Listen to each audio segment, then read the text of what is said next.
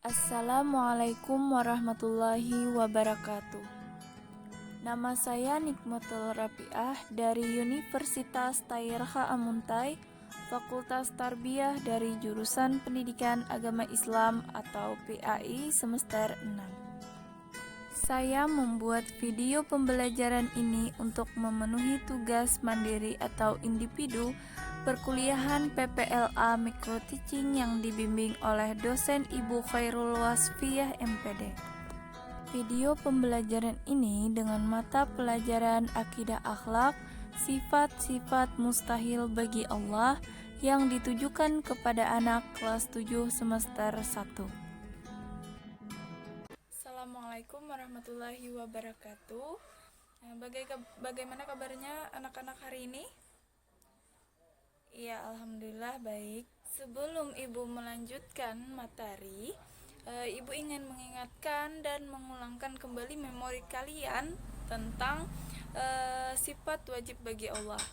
Nah, ada yang ingat atau yang ingin menjawab apa itu pengertian dari sifat wajib bagi Allah dan apa-apa saja sih sifat wajib bagi Allah itu?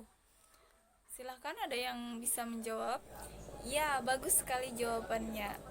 Berarti kalian ini sudah Ibu anggap paham dan mengerti bagaimana pengertian dari sifat wajib bagi Allah dan apa-apa saja sifat wajib bagi Allah itu.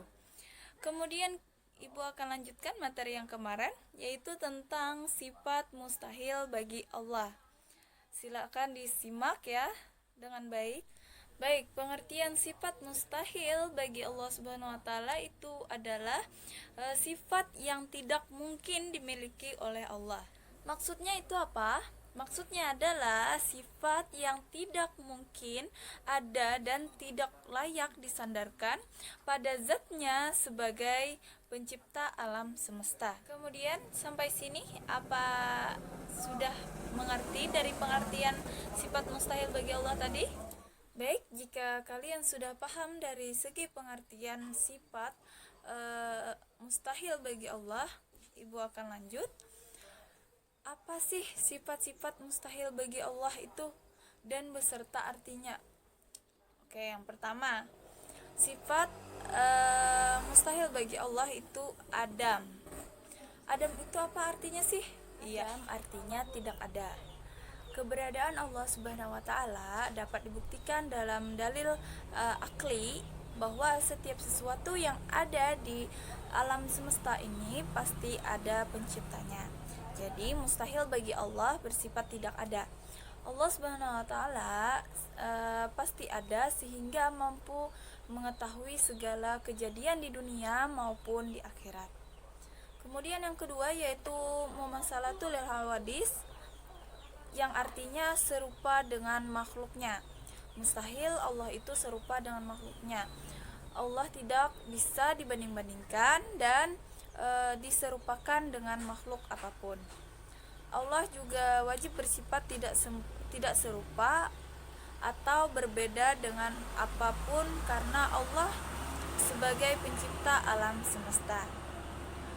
Kemudian yang selanjutnya yaitu ihtiyajun ila ghairihi, yang artinya membutuhkan pada yang lain. Jadi tidak mungkin kalau Allah itu memiliki sifat ihtiyajun ila ghairihi ini karena Allah tidak membutuhkan bantuan atau pertolongan apapun dari siapapun. Allah dapat berbuat dan melakukan segala hal yang dikehendaki. Perbedaan antara makhluk dengan penciptanya terbukti dari sifat ini. Kemudian yang selanjutnya yaitu ta'adud, yang artinya berbilang atau banyak. Jadi mustahil Allah itu bersifat berbilang atau banyak. Allah wajib bersifat esa atau satu.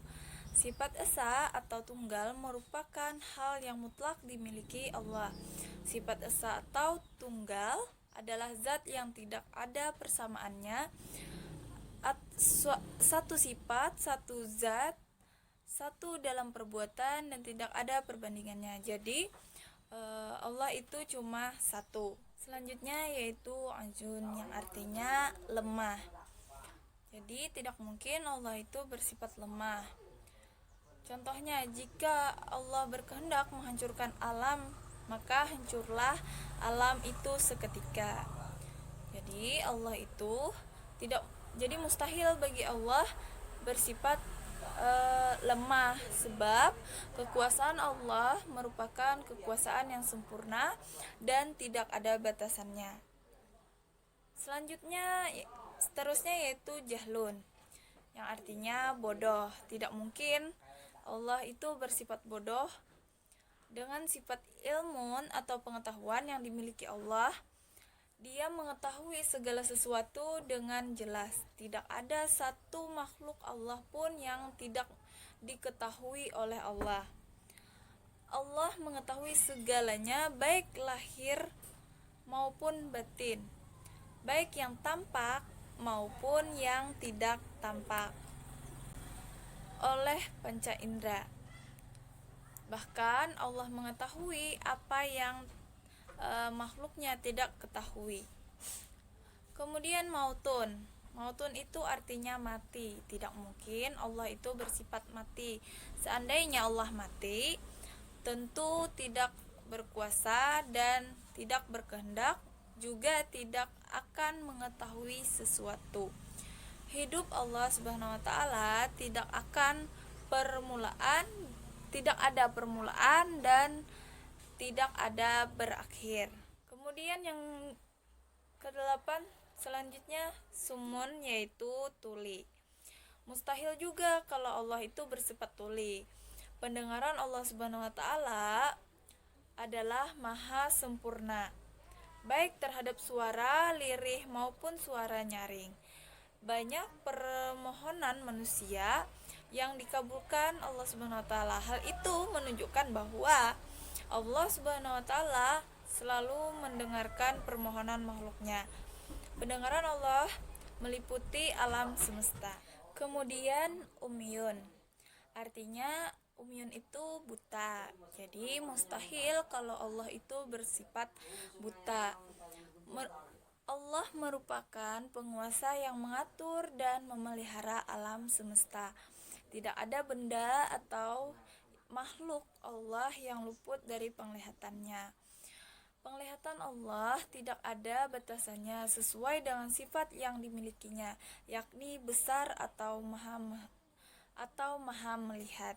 Jadi semua gerak-gerik makhluk Allah Subhanahu wa taala terlihat meskipun disembunyikan. Misalnya kita mencurikan diam-diam. Jadi walaupun makhluk Allah tidak melihat seperti manusia lainnya tidak melihat, tetapi Allah akan tetap melihatnya.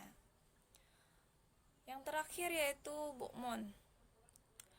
Arti bukmun adalah bisu. Mustahil Allah itu bersifat bisu. Wujud firman Allah Subhanahu wa taala merupakan bukti dari sifat kesempurnaan yang dimiliki Allah. Bisu merupakan suatu kecacatan, sedangkan Allah adalah mahazat yang sempurna.